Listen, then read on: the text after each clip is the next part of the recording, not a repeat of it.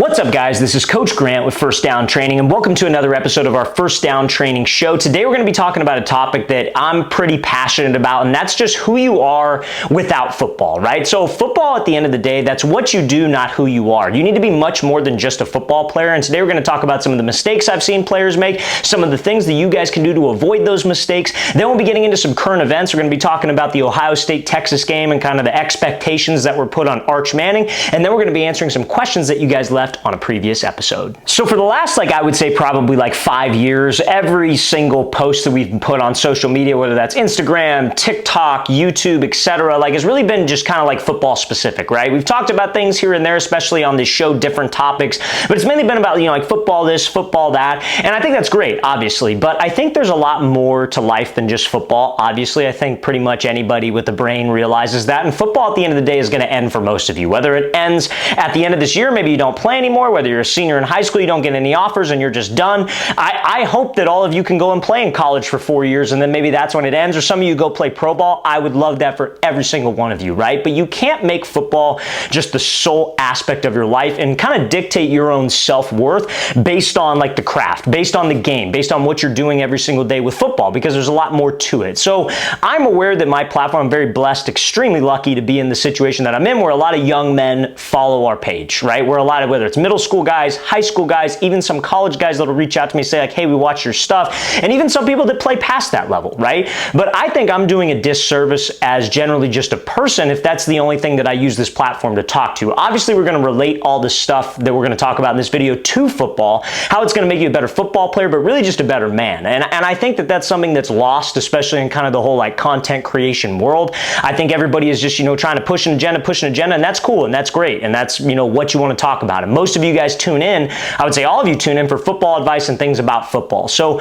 everything that we're going to talk about ties into football. It's just there's more to life than that, right? So there's really three core things that I want to get across to you guys today as young men that maybe will make you better people in just the world, right? And that's something that I feel is lost in a lot of youth football programs. I think even in high school football programs too, the main goal is winning, and we obviously play this game to win. I'm the most competitive person on earth, I think. I want to win in every single aspect. Whether I'm at a stoplight with a car next to me, I want to be the first one in the intersection. At a board game, I'm the most competitive person. Can we play for money? I'm that type of guy, right? So I'm not saying winning isn't important, but I think it's a lost art where coaches don't necessarily focus on developing men and getting them ready for the next stage of life, not just the next stage of football. So that's what I want you to take away from this video. And there's really three core things that I want to get across to you that I'm not perfect in by any means, but I think that you guys can walk away from this with just a better outlook on just life in general, not just the game of football, right? So the first one that I want to get across to you guys is really honestly just being able to respect women. Now, again, that's kind of a joke that's thrown out there, right? Oh, you gotta respect women, don't respect, it's kind of a joke, especially for you younger guys. I get it, I understand. But at the end of the day, you hear so many stories about football players getting into issues, whether that's domestic violence, that rookie running back from the Browns, you hear about, different athletes womanizing, treating women not with the most respect. I think that's part of being a man, right? I think when you are a man, when you're a football player, we play a very manly sport, if you will, where it's kind of it's a violent sport, it's an aggressive game, and a lot of people think that that's what it means to be a man, and you got to be tough, and you got to do this, and you got to do that. And all that stuff's important, don't get me wrong. I think as a man, you want to be fearless, but I think at the same time, you're not truly a man until you really hold yourself responsible for other people, right? So for all of you guys watching this, I hope one day that you get married and you have a family, and that's something that I'm still working on, right? I'm not there. I'm not responsible for another person's life. I would like to in one sense, but I think that you won't be able to achieve that until you really hold yourself accountable and know that you're ready for that situation by how you treat people even just day to day, whether that's a girlfriend, whether that's somebody you come across in public, whether you're speaking to somebody of the opposite gender who's a waitress at a restaurant, whatever the case may be, you need to respect them. And at the end of the day, you got to treat every single woman that you come across how you would treat your mother, right? Now, again, you could throw things back in my face oh, well, in this generation, girls act a certain way, women act a certain way, and maybe those criticisms are valid, right? But at the end of the day, you want to treat people I'm a pretty religious guy, right? And I want to try to treat people like they're God. No matter what they do to me, at the end of the day, God still made that person, right? So you have to treat them like they're one of God's children, because they are, right? So I think as a man, as a football player, you have to hold yourself to that standard where you are treating women a certain way. And that's just with respect. Treat them how you would treat your mother. And I think that's something that's lost in this game of football completely, because I think a lot of times football players can be, and I'm guilty of this too, even as who I am right now. This is something that I've had to work a ton on just this past year, not being super like self-focused and like, you know, self-interested in what I'm doing and how other people can add value to my life. You got to think of it like, how can I add value to other people's life? And that doesn't mean you need to go like buy a bunch of certain things or like go out of your way to like do something that's like way over the top. I'm not trying to say that. I'm just trying to say, like, can you give somebody a compliment? Can you be respectful to somebody? Can you be, you know, just a nice person and somehow add value to their life? And I think if you start thinking that way, that's a lot more fulfilling than being super selfish. And I think that can prepare you for when you are an adult and when you do decide to have a family and you act a certain way and hold your family accountable. Because really at the end of the day, like my goal as just like somebody who has, you know, different people watching and being a person like public, if you will, like, you know, and I hate saying that, I'm not trying to brag in any sense of the word, but I genuinely want to positively affect every single person watching this video. Like, I want you guys to go out into the world and be successful in whatever you decide to do. And the most important thing in life, I think a life that's worth living, is how much value can you add to other people, right? And so I think that starts with how you treat women, especially in the football world, when every time you scroll on Twitter, you see domestic violence, you see this, you know, you see like a video of Stephon Diggs maybe not acting a certain way on a boat, you know, like that. And it's not a good look. And that's not really what being a man is about. And I think in football, we glorify people who maybe aren't necessarily acting how they should be when it comes to like manhood, if you will. I think, you know, like the lifestyle of like, you know, the flashy cars and the white, and by all means, if you want that stuff, cool, like that's fine. But like, you know, like womanizing and, you know, dating this girl, but dating this girl, like all that stuff, like that's not really what being a man is about. Being a man is like when you can take care of somebody else and be responsible for somebody else that's not yourself, but it starts with how you treat, you know, people of the opposite sex every single day of your life. That's just a level that you have to hold yourself to, or I should say a standard that you'll have to hold yourself to. Now, second thing that I want to get across to you guys, honestly, is really about just being professional in everything that you do. This is why I'm a huge like Deion Sanders fan. I feel like he's doing it the right way. You know, you could make the argument of like, well, Colorado hasn't had as much success, you know, as like other programs. Like, oh, there was a lot of expectations on Deion. He was saying he's going to turn the program around. They're going to be a playoff team, whatever. And that's great. And like I said, you play the game to win, right? But at the end of the day, I love what he does with his players in terms of holding them accountable by being professional, right? Because that's a guy who's been a pro, right? He knows how to be a pro, right? And has he made mistakes? Absolutely. I think everybody has made mistakes. I'm not saying you got to be an angel. I'm not saying that you got to be perfect in every aspect of that, what you do. But there are certain things that young men, to become an actual man, need to hold themselves accountable for, right? And I think, you know, being respectful comes in a lot of forms, right? And being professional comes in a lot of forms. So like, let's say you're a high school athlete and let's say you're going on a visit, right, to a college. I'm not saying you got to wear a tuxedo, but you need to look professional. Like, I've seen guys on visits that are wearing basketball shorts and they're sagging their pants. They got an AirPod in, they're wearing slides, you know, like that represents who you are as a person. Like we have a video coming out later this week on like fake offers, right? And like generally when somebody gives you like a real scholarship offer, they have met you in person. They've met your family, they know where you come from, they know how you were raised, they pay attention to those things, because if they're going to give you a scholarship offer that's worth like $250,000 or more over the course of 4 years, that's what it works out to be with how expensive college is nowadays. Like, they want somebody who carries themselves a certain way, right? So when you're on like a visit, you're talking to a coach, you know, maybe you don't got to have your shirt tucked in and you don't got to be wearing a collared shirt, but like you should look professional. It's a job interview at the end of the day. You want to treat every interaction with a person like a job interview. When somebody's talking to you, you're looking them in the eye. When you shake somebody's hand, you're shaking them with a firm grip. You're not giving this limp fish. You're not dapping them up unless they do that to you. I get it. Like, I'm not trying to say that everything needs to be like super uptight and professional all the time, but there needs to be a certain level of like character that you have as a man and as a young man, especially being a high school athlete, or even you guys middle school that are watching this, you need to hold yourself to that standard too as well, right? So whenever, because like, when you guys go out in the world and you got to go get a job, right? Like the whole goal, right? The whole goal of training in high school, training in middle school is so you can get an opportunity to play at the next level and get some type of scholarship so your parents don't have to pay for that scholarship, right? And the scholarship is to get you into a good school so you get a degree, and then you could get a better opportunity working for some company that maybe will hire you because like they were an alumni at that school or whatever the case may be. But if you're not professional in the meeting, you don't know how to carry yourself. Yes, sir. No, sir. Shake them in the hand. Look them in the eye. Pay attention to what they're saying when they're talking, dressing appropriately. That's going to hurt you later down the line. You can't be a kid forever. You can't dress like a kid forever. You can't hold yourself to that like, oh, well, I'm only 24 years old, right? Like, but I don't hold myself to the 24-year-old standard. Like a lot of people that I went to high school and college with, they still act like kids, man. And it's like, and they wonder why they can't get ahead. They don't hold themselves to that standard. I started training athletes when I was 18 years old, 19 years old. I started this brand when I was 19 years old. And I had to act a lot older than what I was if I wanted any type of respect from parents, from players, and it puts you in a leadership role. But again, you got to hold yourself to a standard. You got to always be professional. That's something that I need to get across to you guys because that's something that could help you out in life in really generally any aspect. Now, before we get into this third thing, you guys, if you're watching this and you're a quarterback or wide receiver, parent of a quarterback or a wide receiver, and you would like to train with myself and my staff of coaches this offseason, we're going to be traveling out to 15 different cities across the country for 2-day long QB and wide receiver training camps. So guys, if you want some information on how you can sign up, go to that very first link in the description below.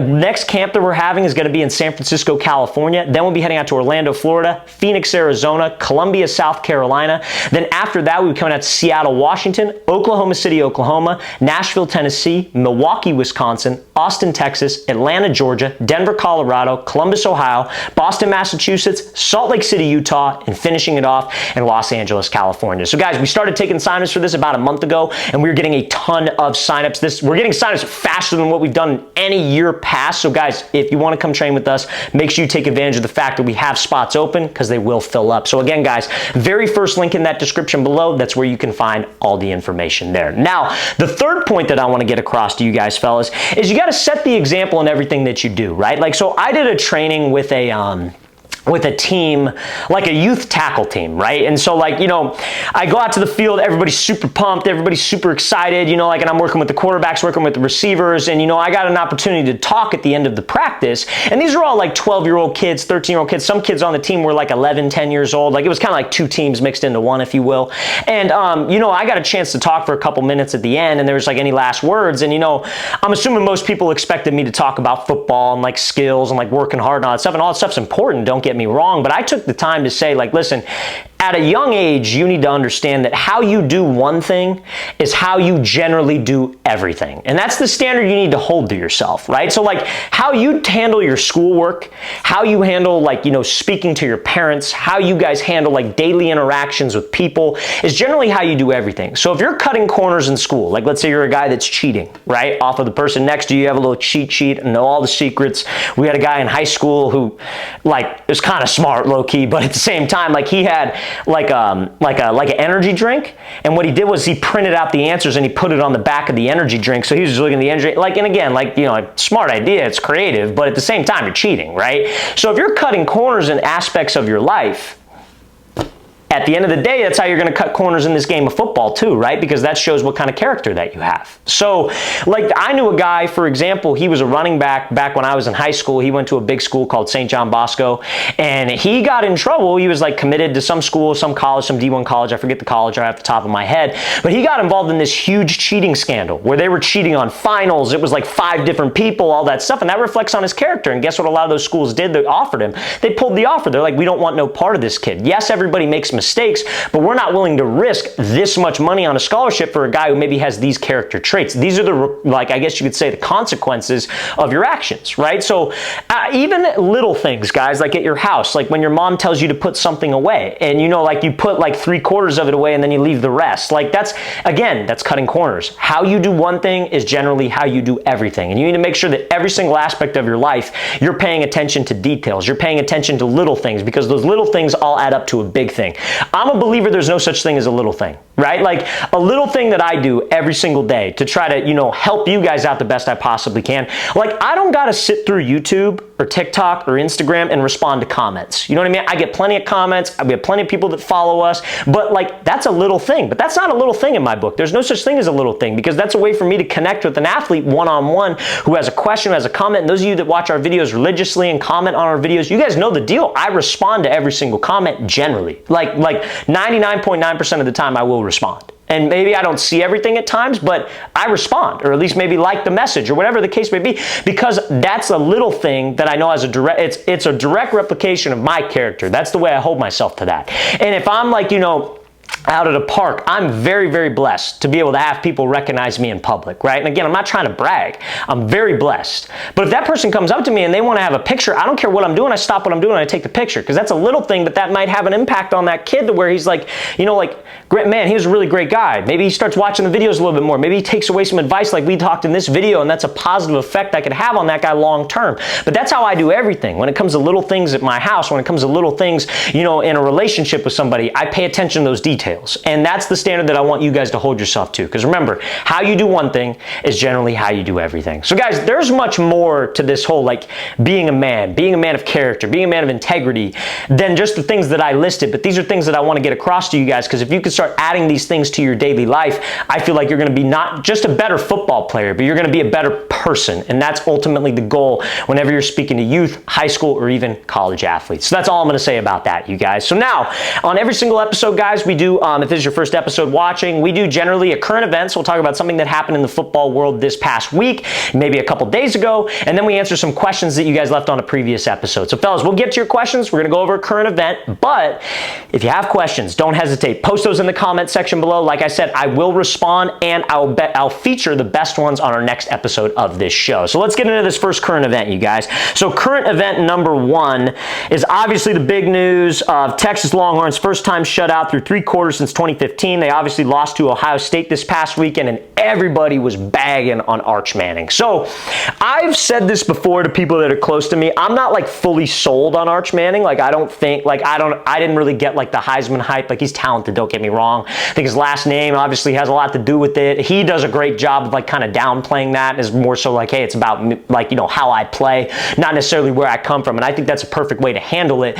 But again, guys, everybody's bagging on him, but at the same time, all these people are just searching for headlines. Could you imagine being a 21-year-old kid and your first college start is against Ohio State, former national champion in in Columbus? That's a tough atmosphere, man. So I think it's pretty cool when this type of stuff happens, because generally failure shows who you are. Right? So you look at Michael Jordan, we got him on the backdrop right here. Michael Jordan is probably my favorite athlete of all time. Love Michael Jordan. Him, I like Tiger Woods. I love his approach to the game. I like Kobe's approach to the game. I love Tom Brady. I generally like these guys that have these types of attitudes, right? But Michael Jordan's a perfect example. Failure is what made Michael Jordan who he was, right? All those years getting beat up by the Pistons.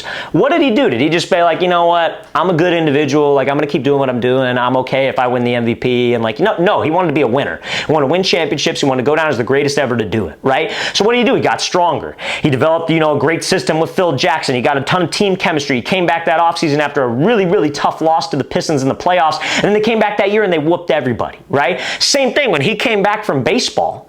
And everybody was saying, it's not the same Michael Jordan, 45 isn't as good as 23. What'd he do the next year? That was arguably one of the best basketball teams ever assembled, right? So what you do with failure generally shows who you are. So I think Arch Manning has a really cool opportunity right now to be able to be okay, I had a very, very bad outing. Got a lot of people talking about me. I'm going to ignore the noise. I'm going to focus on my game. I'm going to get better. And I'm going to prove to everybody else who I already know who I am. And I think that's pretty cool. I think that's awesome. So I think everybody should be rooting for Arch Manning to be able to do that. One, because everybody loves a story like that. But two, I think that's a trait that is lost. You know what I mean? I think a lot of people, when it comes to analysts, when it comes to people judging talent, they don't necessarily judge people by what they've done with failure. What have they done? You know what I mean? A good example of that is maybe Josh Allen, right?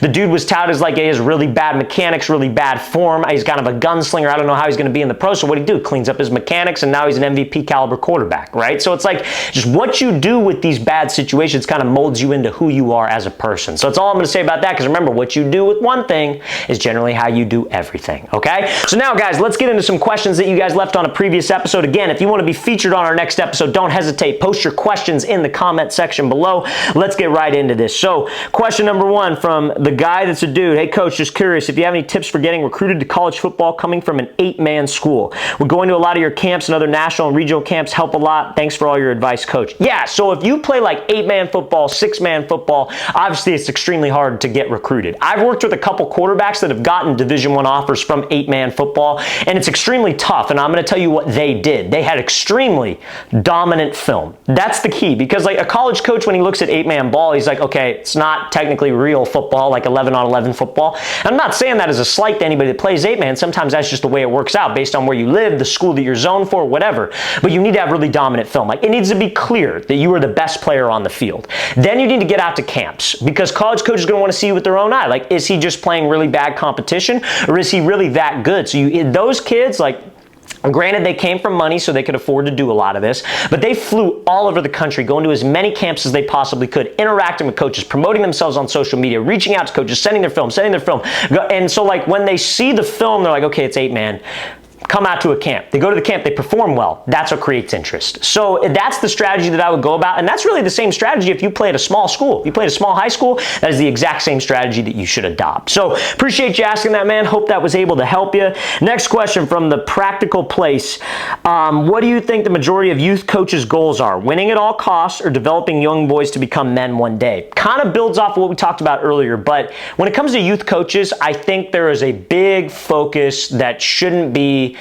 I shouldn't say it shouldn't be, but I think the primary focus of a lot of youth programs is winning. And like I said, I'm one of the most competitive people on earth. Like, I want to play every single game to win. If I was coaching an 8U team, if they're 8 years old, our goal is to win every single freaking game and dominate every single game. However, there's a fine line between winning at all costs and disregarding integrity, disregarding having, like, morals of the team, and disregarding development. I think this would put the game in a better place if more coaches would focus on, yes, we want to win. That's our goal. But at the same time, I'm trying to develop you and get you ready for high school. I'm trying to make you into a better person and a better man. So I think that the focus really is on winning at all costs for a lot of programs, and I feel like they should incorporate more of developing the athlete and turning them into just generally a good human, because that's the effect that coaches have. That's the effect that teachers have. That's your primary job as a coach or as an educator, is to get people ready for the next stage of life, not even necessarily the next stage of football or whatever sport that you're playing. Okay? So I appreciate you asking that, man. Thank you for that. Next question from Ninja Pepe 12071. How can I increase power on bullet passes? So there are a lot of things that I could tell you mechanically that you could do as a quarterback. Hard to show you in an environment like this. But what I will say is what ties directly into your throwing mechanics is your core and your legs, because you have to rotate as a quarterback, and you got to generate some type of weight transfer from your legs, which essentially is ground force production, right? So strengthening your legs and strengthening your core and doing any type of explosive movement, like let's say it's like a 50% jump squat or something like that. Those things will directly translate to your throwing mechanics and help you get more power on short throws and more distance on deep throws, okay? So anything for your legs, core, and explosiveness will help you, all right? So I appreciate you asking that, man. So fellas, guys, that does it for this episode. Hope this was able to help. This is a topic I really enjoy talking about with you guys. Hope you could take some value away from this. And again, if you guys have questions, stuff you want to ask me, comments, guys, do not hesitate. Post them in the comment section below. Feature you on the next episode, and I promise you I'll get back to you. The fellas, we'll see you guys next time.